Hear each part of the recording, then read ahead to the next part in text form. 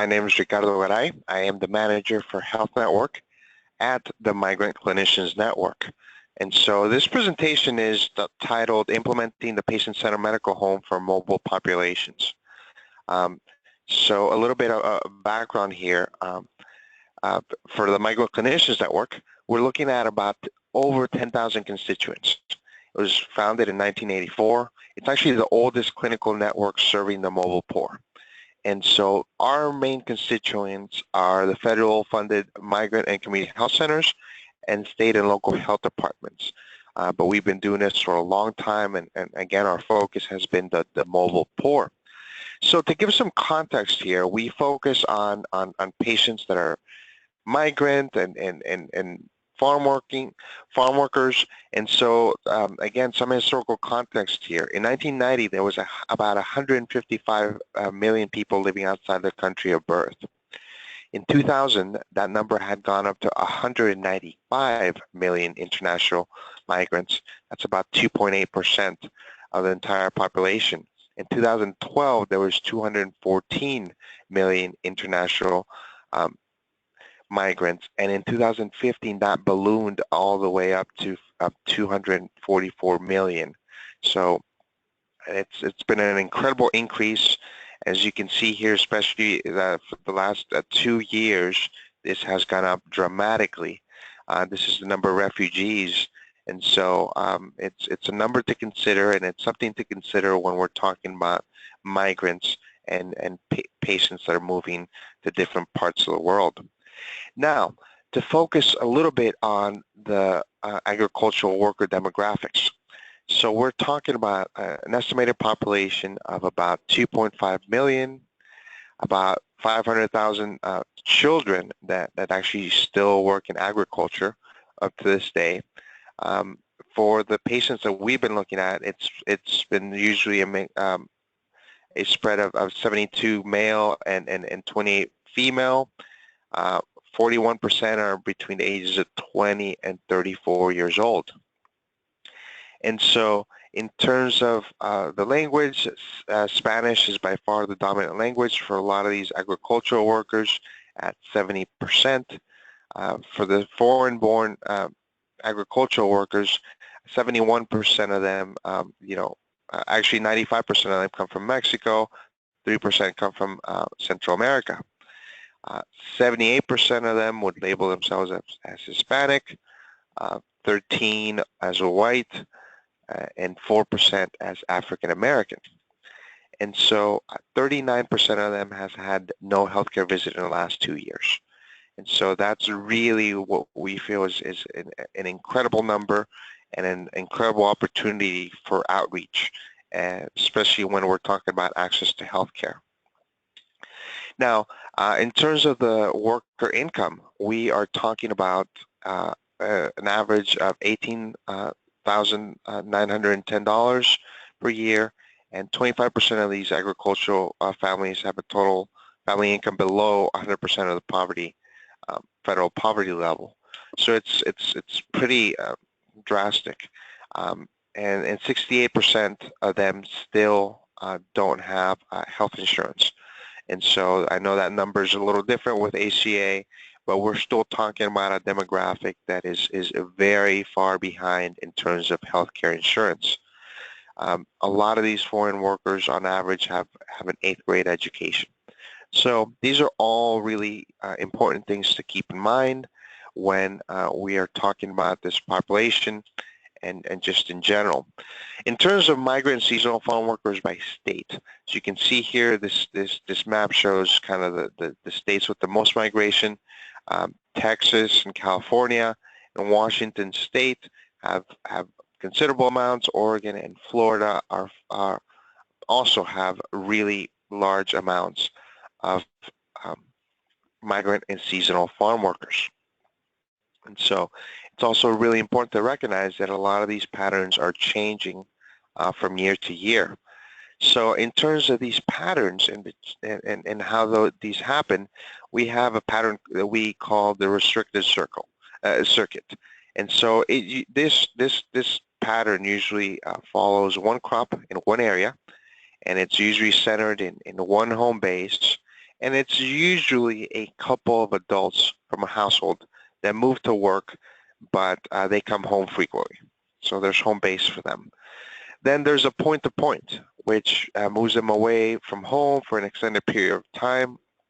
Traditionally, there's been a West Coast stream from California all the way up to Washington. There's been an East Coast from Florida to Maine, and then there's kind of the central stream, which is usually Texas to Minnesota and Michigan.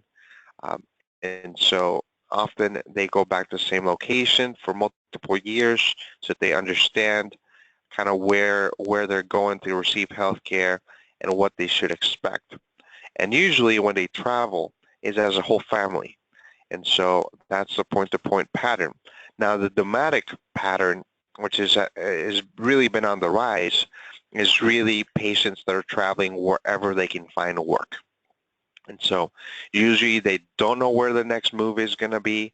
So these are really very important for us because these patients have no idea where they're going. A lot of times they have no idea when they're going to be leaving. Generally they're foreign-born, young, single men working in the U.S., and they're usually sending money back home. So again, this is the pattern that we've seen on the rise for political and socioeconomic issues, and so it really makes it a little bit difficult for tracking purposes for the work that we do to follow these patients around. And so some of the general patterns too that are changing is the increased number of H-2A workers, and as some of you might know, that might be changing fairly soon. There's more males traveling alone. There's more of them established in rural communities as seasonal workers. There's less transborder crossings, and a lot of these patients are engaged in other industries during their off-season.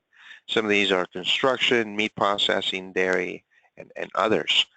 There's also increasing numbers of indigenous agricultural workers, which is something very important to consider because for a lot of the clinics that we've been working with, being able to offer interpreter services for a lot of these indigenous languages has been an incredible challenge. There's also been less available housing because there's more of a dispersion of this population. So all these are again, patterns that we've seen changing, and we anticipate that a lot of these, especially the H-2A workers and their work is going to be changing in the coming years. So this graph really is meant to show how dangerous really agriculture and a lot of these types of jobs are. And so you can see here that agricultural, forestry, fishing, and hunting are by far, in terms of the injury rate, the highest. And so it's something to consider that a lot of these patients are a lot of times in need of special attention and a special emphasis on their safety and well-being. In 2013, for example, there was 487 agricultural workers died on just because of work-related injuries. So that's a pretty high number for that. So in terms of the risk, we are talking about things like heat stress, equipment and automobile accidents, lacerations from equipment and hand tools. A lot of times they can fall from ladders. A lot of times they have eye injuries.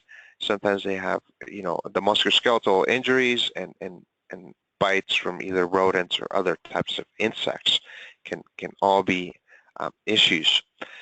In terms of the chronic conditions that they face, a lot of these patients are dealing with things like diabetes, hypertension, cancer, HIV, tuberculosis, obesity, and asthma. And so all these are really, really important to consider because, again, this is a population that is on the move, and so addressing these is going to be very, very important. In terms of mental health, and I cannot stress how important it is to be aware that this is a population where mental health is very, very prevalent and a very important place to focus on. Because when we're talking about these migrant populations, there's a lot of anxiety, there's a lot of stress, there's a lot of depression, there's a lot of substance abuse because of that, and there's also domestic violence. And so all these are elements that are very, very important to take into consideration when dealing with these migrant populations. So in terms of the contributing factors for these challenges, is a lot of times the separation from the families can cause a huge amount of stress. The general isolation that these patients experience can also be a huge factor. General discrimination, and so that, along with the fear of their immigration status, especially with the rhetoric on a national level around these issues, can really, really weigh down on the mental health of a lot of these patients. I can tell you from personal experience within my community here in Austin and other places in the U.S. that we've talked to patients that this is only going to get worse based on what they're hearing from other people, what they're hearing on the news. And so mental health is going to be a huge challenge for all clinicians coming in the coming years, because it is going to get worse. Now, in terms of barriers to health and a healthy lifestyle, cultural issues such as language and literacy and just general medical knowledge and healthcare practices, along with diet, can be a big barrier. There's also a lot of times the lack of social support because of this isolation. And again, there's a lot of paranoia now for the patients that are undocumented, that I don't want to share information with anyone because I don't know if that's going to be shared with immigration services or whatnot. And so that can even further isolate a lot of these patients. There's also food insecurity, which is, kind of ironic because a lot of these patients are working in farm work and actually harvesting a lot of fruits and vegetables, but there is a general lack of access to healthy foods in a lot of the places where these patients live and work. There's still a lot of poverty, which means there's unreliable transportation. Again, there's a lack of health insurance. There's a fear of an inability to buy services and supplies, and the housing is really, really poor. And so there's also limited job security. So there's increases the possibility that the patients are going to be, they don't know how long they're going to be there. They don't have availability to sick leave, and they're also scared of employer retaliation. So if they get pesticide poisoned, they are a lot less likely to be able to report that because of that employee retaliation. That happens a lot still. A lot of these patients, because of the mobility, it really pushes the possibility of discontinuing care a lot more than stable populations. The immigration status is huge a lot of times, and again, especially with the current rhetoric, it has encouraged people to really kind of hold themselves up and not share personal information. There's still a lot of racism that motivates policies and actions that really frighten members of the community and particular racial and ethnic groups to really just kind of isolate themselves from the general community. And in general, we also feel that there is still a lot of confusion about the U.S. Health system. And ACA has made it even more difficult for a lot of these populations to feel like they can engage the U.S. healthcare system and feel like they can be proactive about their own healthcare. So now it's going to be very, very important to be able to have cultural adaptations to some of these issues.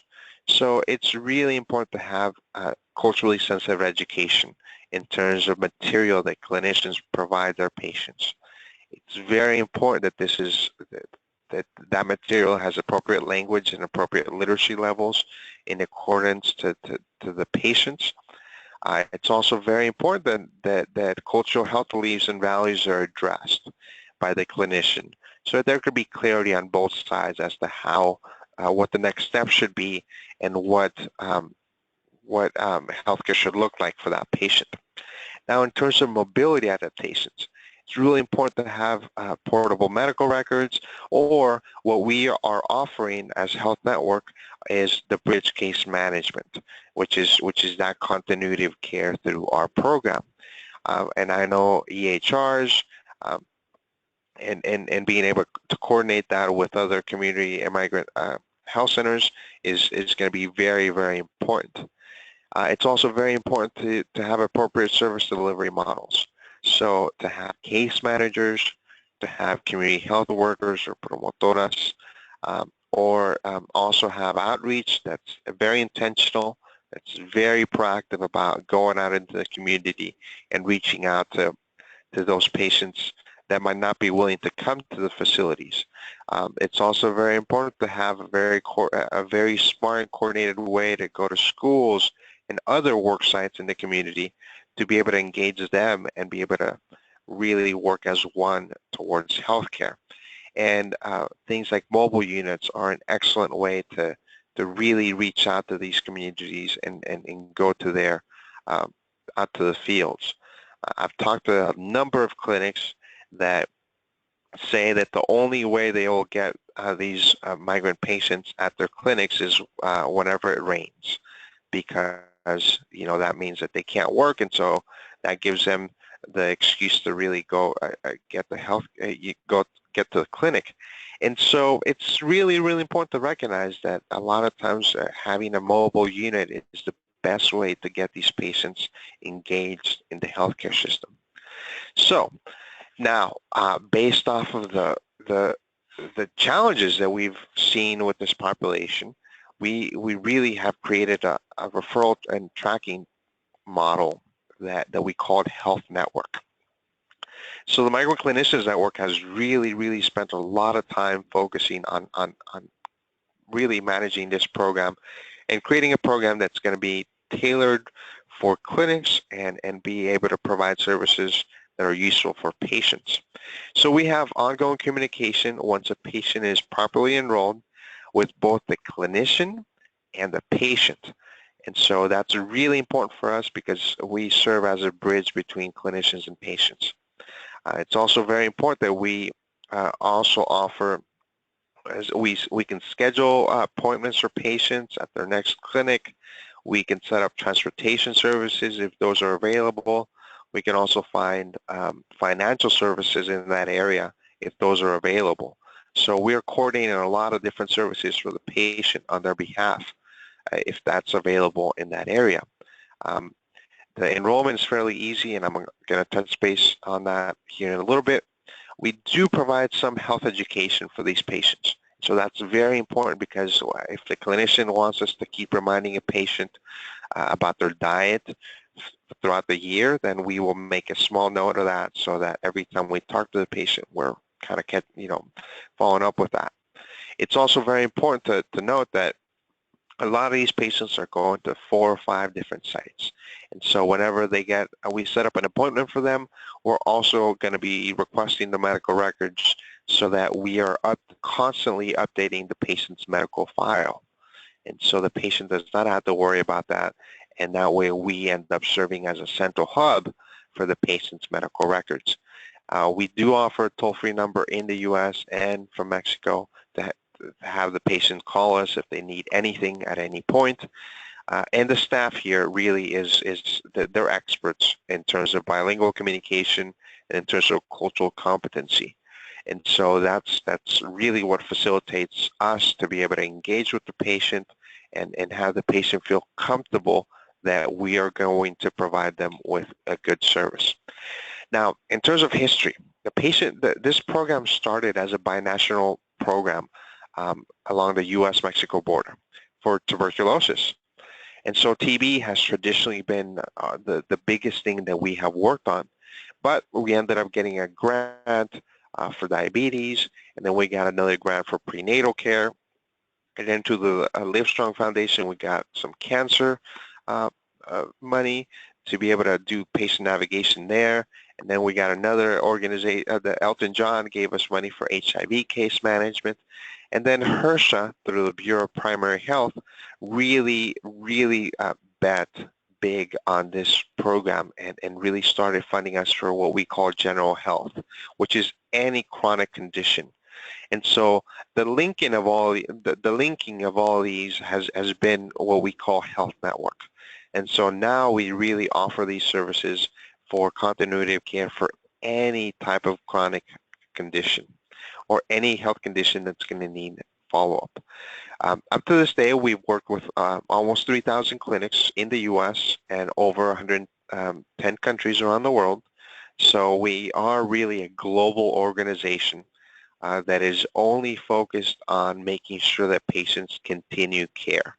So if a patient's enrolled at your site and they tell you that they're going to Afghanistan, then we will go and find them a clinic in Afghanistan. And so it's really important that we recognize that our stance has been that mobility should not be an active obstacle for your continuity of care. We've had about 10,000 total enrollments throughout the years.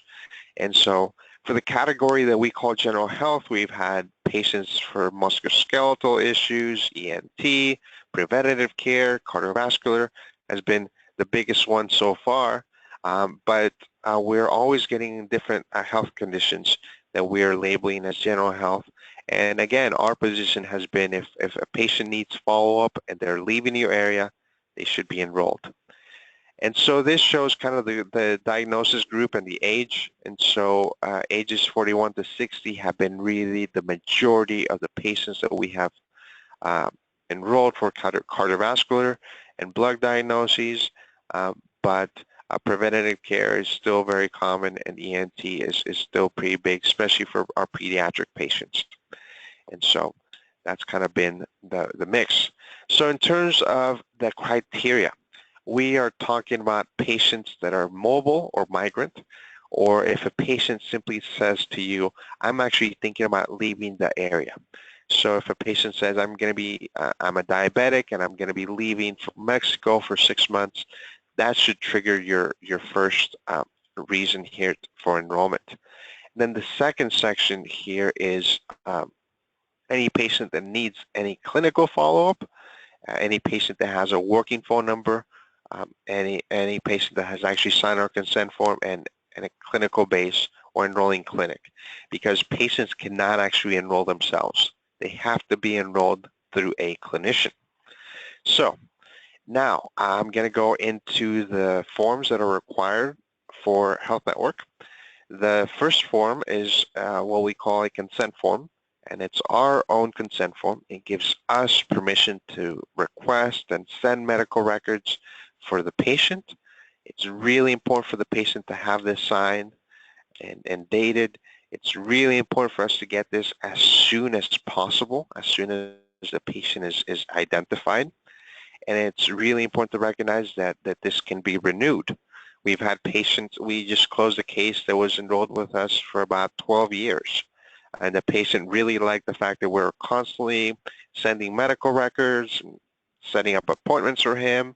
And so this patient was always getting one of these signed, and so we were keeping up with that case for more than 2 years. But this enables us to manage cases for 2 years. And after 2 years, usually the patients will feel very confident about where they're receiving health care, and they'll tell us, hey, thank you very much. I got it here. I know how the system works now. Thank you very much. And so we'll go ahead and close those cases. We also have patients that will just move one time, and after that they'll say, I'm staying put. And so we can go ahead and close those cases as well. But we also have patients that are constantly moving, and so those are the patients that we're constantly tracking to make sure that they don't fall through the cracks. Now, the second screen here is the patient information sheet. And that is very, very important for us because that is where we get the patient's working phone numbers. So the three circles there are the phone numbers or the email addresses, and those are crucial for us because that is how we stay in touch with the patient. So I would say that getting the patient's signature on the first page is really important, and getting as many phone numbers as possible is really important on this page. The top section here, we can fill that out.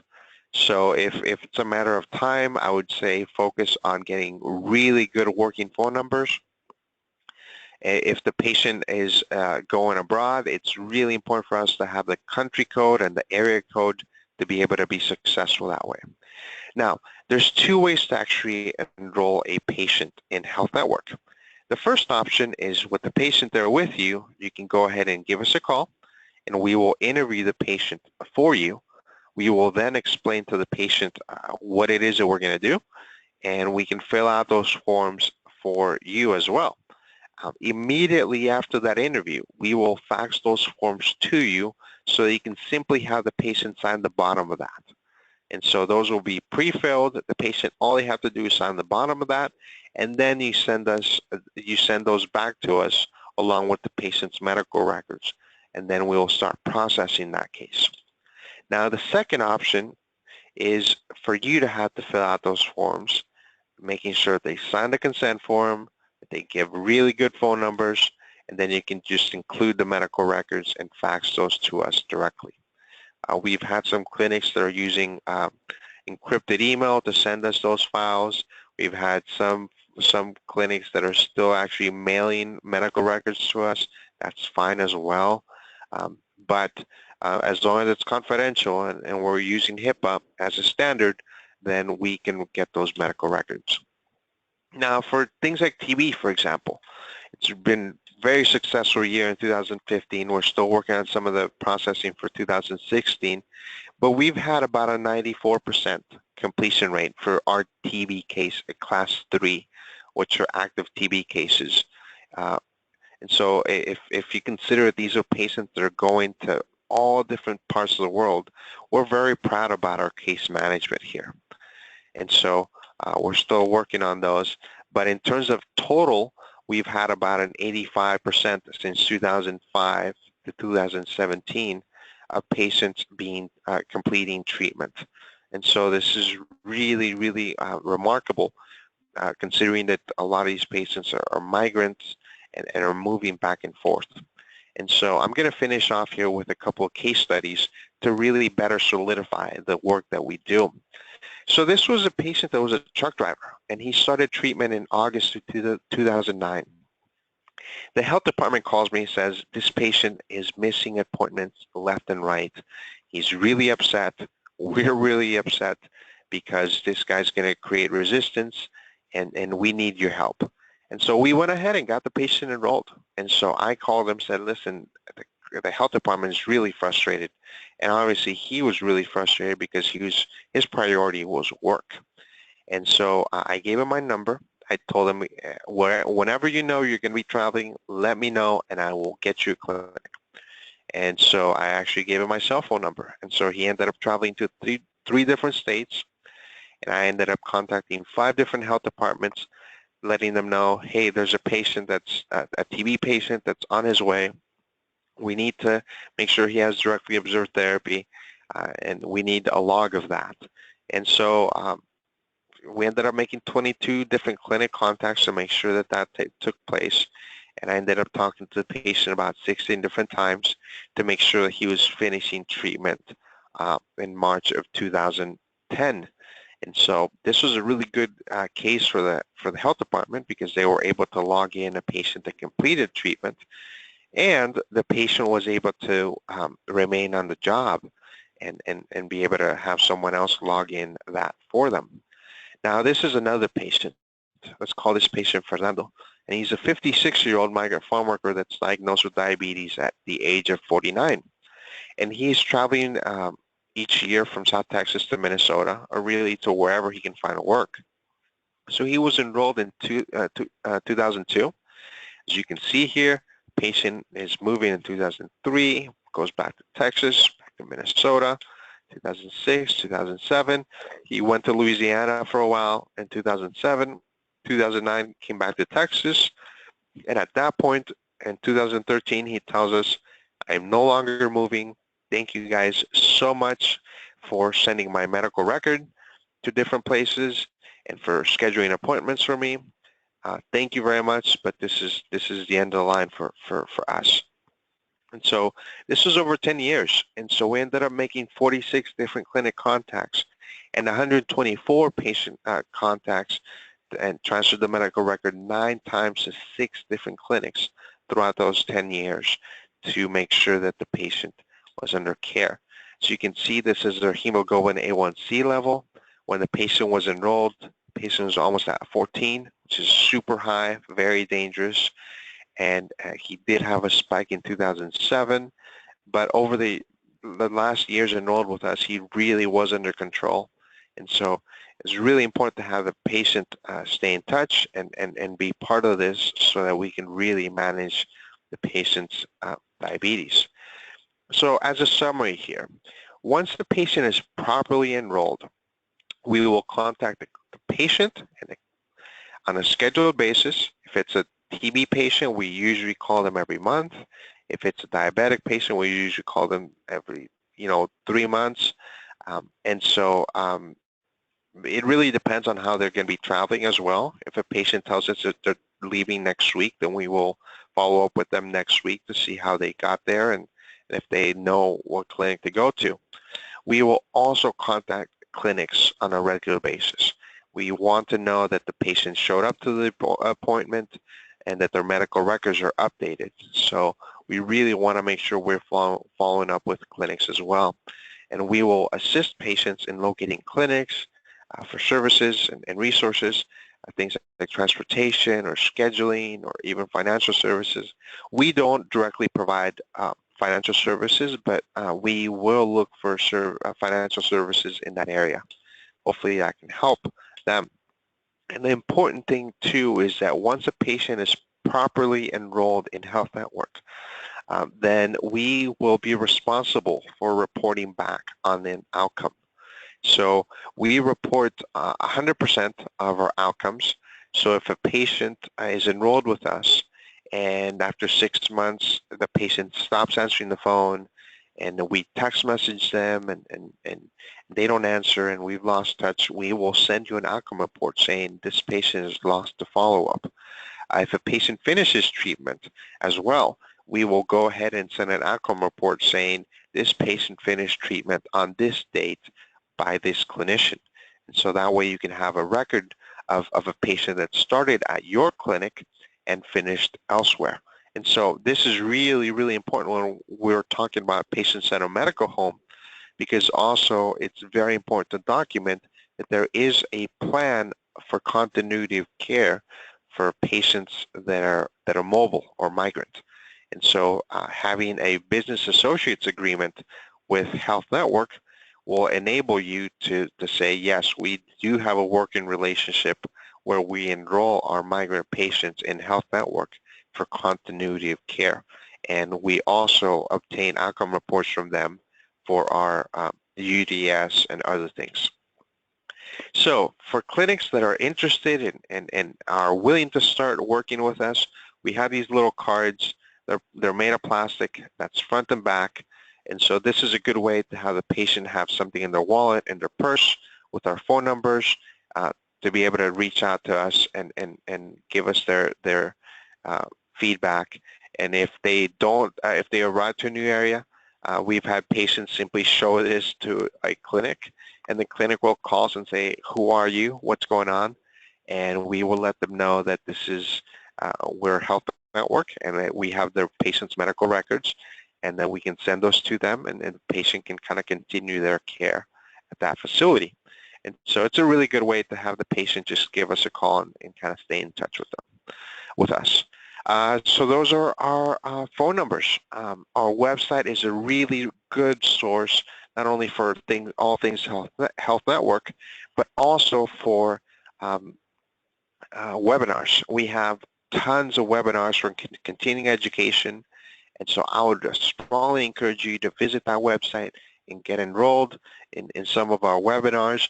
We love having as much participation as possible because it enables us to have really rich conversations on topics that are very, very important for clinicians. And so I also encourage you to reach out to me directly if there's any further questions or if there are any further comments. I really encourage clinics to start slow. I told clinics, you know what, let's go ahead and enroll 10 patients this year and let's see how that goes. And that way, 6 months from now, we can touch base and see how those enrollments went. And then next year, we can really ramp up. And so this is a service that we provide for free. We have federal funding to do this. And so it's really important for us to reach out to as many clinicians as possible to be able to address continuity of care. So that's the end of my presentation. But at this point, I would love to be able to field up any questions you might have, any issues that you feel might need clarification. All right, very good. So this is Jennifer just chiming in with questions that are coming in. Right now, the only question we have is it possible to get a copy of this recorded session? So Dustin, yes, we are recording the session, so it will be posted with the other provider collaboratives that we've had. So it will be available for you to view. And also, I want to let you know that the handouts were emailed out to everyone who had registered this morning. And also, they are in the handouts tab on the right side of your screen in that webinar panel. So you'll find Ricardo's presentation there. Next question, can you accept referrals from any clinician or only federally funded health clinics? Oh, that's an excellent question. Because the answer is we can accept referrals from any clinician. The important thing is going to be that we need medical records. And so we need to have, and that's why a patient cannot enroll themselves, because we do need a clinical site to kind of be the starter for these enrollments. And so the enrollments are going to also, when you fill those out, you're going to have to put in what clinic enrolled them, what their phone number is, because if we have further questions, that's the clinic that we're going to be contacting for that. But the reason we do have business associates agreements because we feel that it's very important for clinicians to be able to document their collaboration with us. But also we understand that some clinics might be kind of in a hurry sometimes to enroll patients. And so we take on cases from any clinician. It could be a hospital, it could be a private provider, it could be a health department. We really don't discriminate based off of that. We really just want to make sure that clinicians feel confident that if they fill out the paperwork properly and the phone numbers are working and the patient signs the consent, then they can feel confident that we're going to be following up with that case, you know, on a timely basis if the paperwork is there. So that's why it's really, really important for us to get paperwork done properly, because it's really how we do our case management.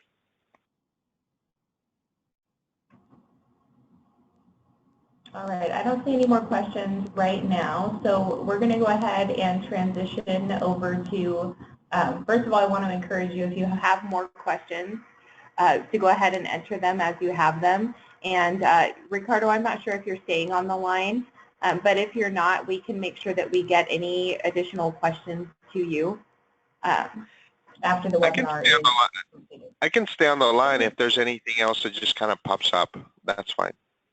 Okay, wonderful. Thank you so much. So, thank you so much, Ricardo. I'm going to go ahead and hand things over to Colette in just a second here. 1 second, I just have to get us set up on this side.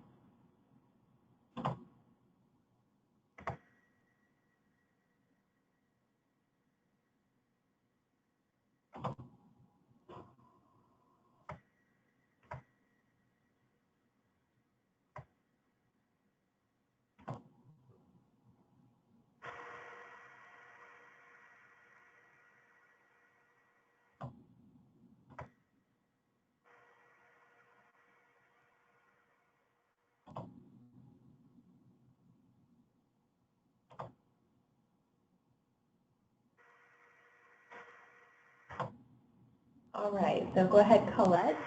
So hi, you guys. Again, I'm the Provider Campaign Coordinator with our Community Partner Outreach Program. And as some of you are aware, we had a couple of Provider Assister Summits so far this year, both late 2016 and then early 2017. So I wanted to just go over some of the themes that came out of those summits this year and just kind of talk about next steps and provide some answers to some recurring questions that came up.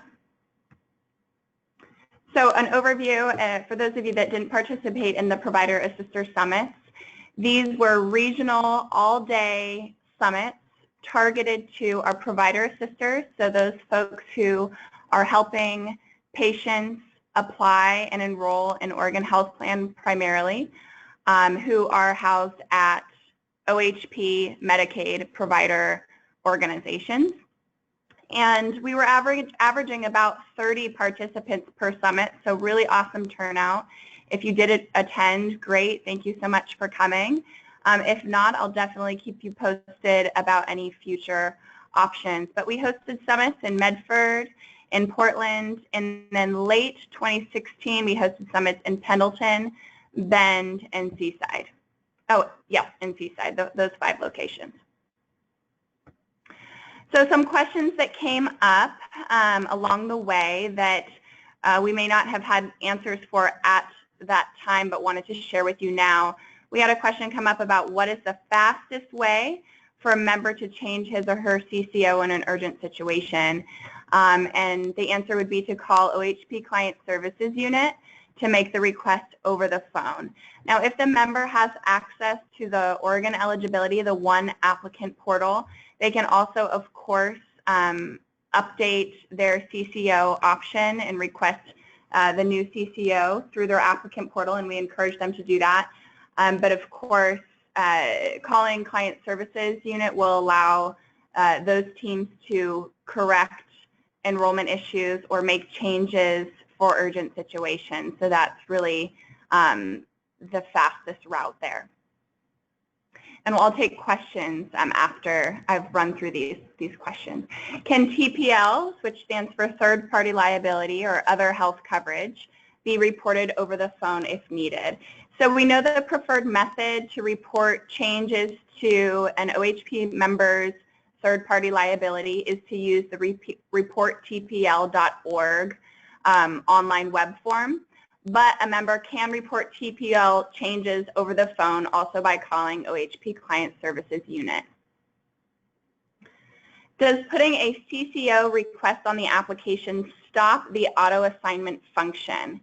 And the answer is yes. So whether they're applying through the applicant portal, through Oregon Eligibility's applicant portal, or through a paper PDF option, they should be able to provide a requested CCO, and as long as that CCO is available to the member in their service area, they should be enrolled in that preferred CCO.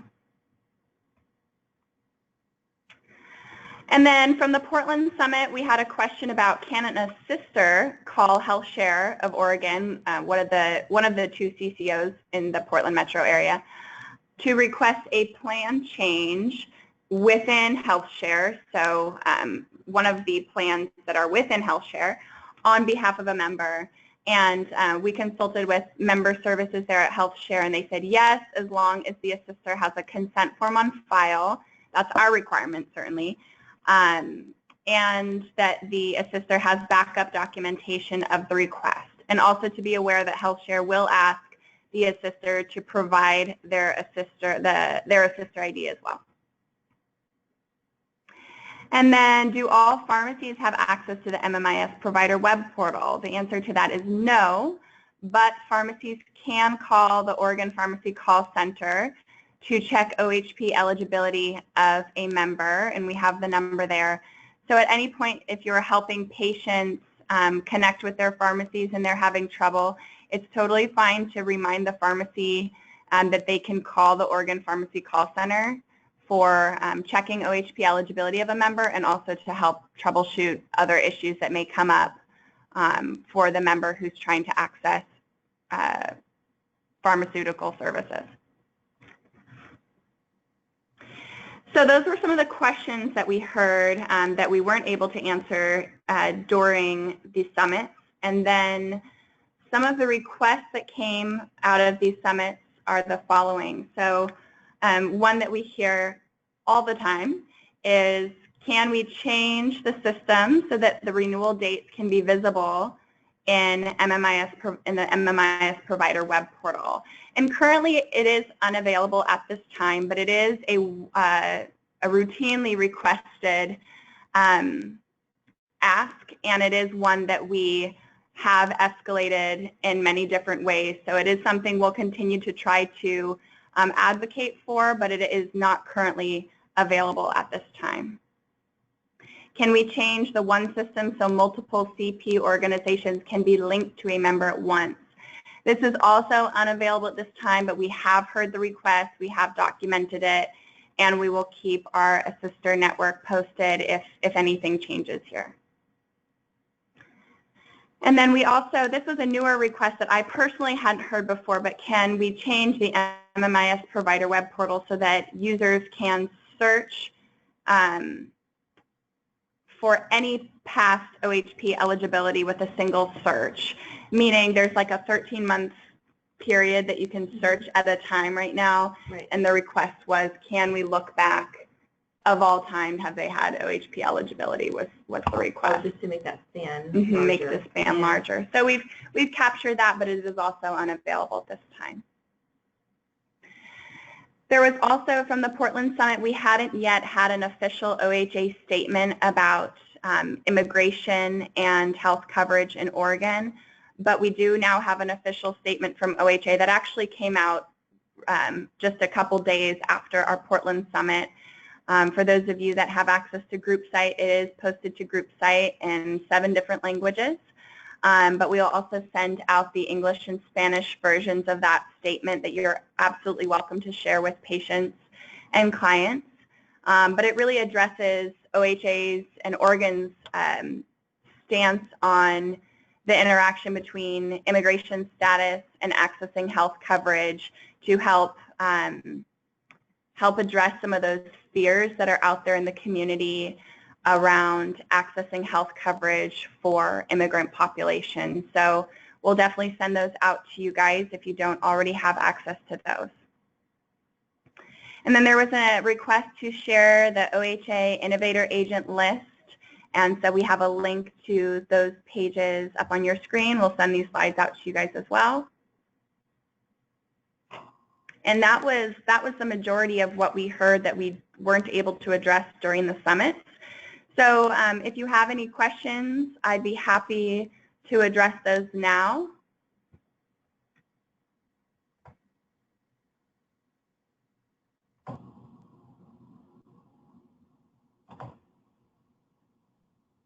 All right. Doesn't look like we have any questions. We do have a thank you, Ricardo. So, oh, and questions coming in. Very good. Is it true that patients only have 48 hours after they are approved for HPE to fill pharmacy requests? So Shanna, I have heard that from sisters as well, but I want to confirm with our policy analyst about what the actual policy is. Maybe Jennifer, do you have an answer to that?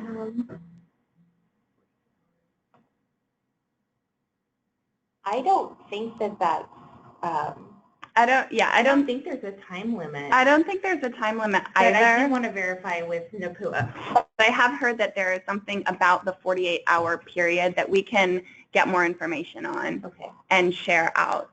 Thank you for that question, Shanna. Any other questions?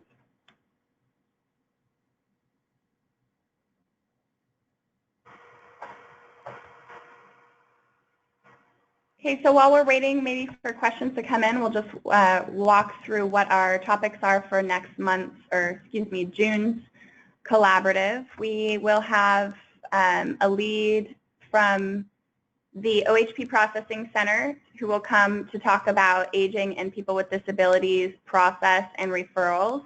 So what does it look like when an application is submitted to us, and the application is then screened for referral to aging and people with disabilities. What does that look like? When are those applications referred, and when what's available for troubleshooting or what to do if you run into issues? So we'll talk about that. And then we'll also, we're working on getting together a presentation about the updates to the continuity of care process here, which is that CCO disenrollment request process and what that looks like. So those are our topics for next month. Any other questions?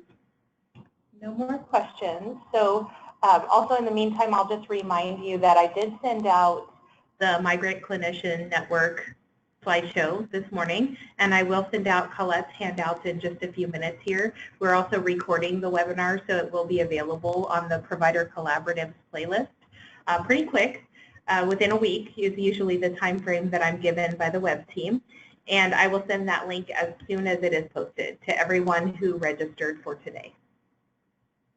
So, and again, just want to thank you, Ricardo, if you're still on the line. Thanks so much for a wonderful presentation, and I'm looking forward to sharing this information with our wider provider network as well for those folks who weren't able to attend.